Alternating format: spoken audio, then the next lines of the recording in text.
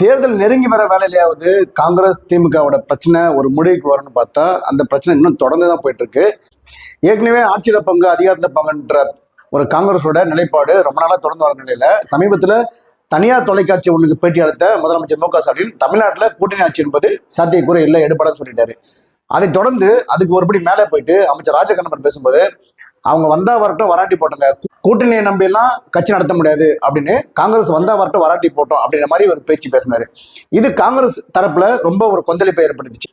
ஏன்னா கூட்டணி கட்சியா இருக்கும்போது திமுக நிர்வாகிகள் தொடர்ந்து காங்கிரஸ் மேல வைக்கப்படுற விமர்சனங்கள் காங்கிரஸ்ல ஒரு அதிருப்தியை ஏற்படுத்திருக்கு ஒரு சிலர். இந்த நிலையில காங்கிரஸ் எம்பி மாணிக்கம் தாக்கூர் தலைமையில காங்கிரஸோட செயற்குழு கூட்டம் நடைபெற்றுச்சு. அந்த கூட்டத்துல ஆட்சியில பங்கு வேண்டும் அப்படின்னு ஒரு தீர்மானத்தை நிறைவேற்றி அந்த செயற்குழு கூட்டம் முடிவடைஞ்சிருக்கு. அதுக்கப்புறம் காங்கிரஸ் எம்பி மாணிக்கம் தாக்கூர் நிருபர்கிட்ட பேசும்போது, காங்கிரஸ் தாங்க என் உயிர், காங்கிரஸ் திமுக கிட்ட கேட்கறது என்ன, அன்பு மரியாதை, இதைத்தான் கேட்கிறோம், உங்ககிட்ட வேற எதுவும் கேட்கல. அதே சமயம் காங்கிரஸை சாதாரண நினைக்காதீங்க, நீங்கள் செய்த பல தவறுகளுக்கு உங்களுக்காக பழியை சுமந்தவங்க நாங்க அப்படின்னு, திமுக செய்த பல தவறுகளுக்காக காங்கிரஸ் பழியை சுமந்ததாகவும் அவர் அந்த கூட்டத்தில் பேசியிருக்காரு.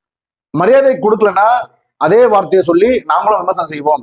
சமீபத்துல திமுக நிர்வாகிகள்லாம் ரொம்ப காங்கிரஸை விமர்சனம் செய்யறாங்க. அது ஒரு மரியாதைக்குரிய செயலா இல்லை. நீங்க சொல்றத நாங்களும் செய்வோம். அது மட்டும் இல்லாம எங்களோட பலத்துலதான் நீங்க அரியணை ஏறி இருக்கீங்க, அதை மறந்துடக்கூடாது.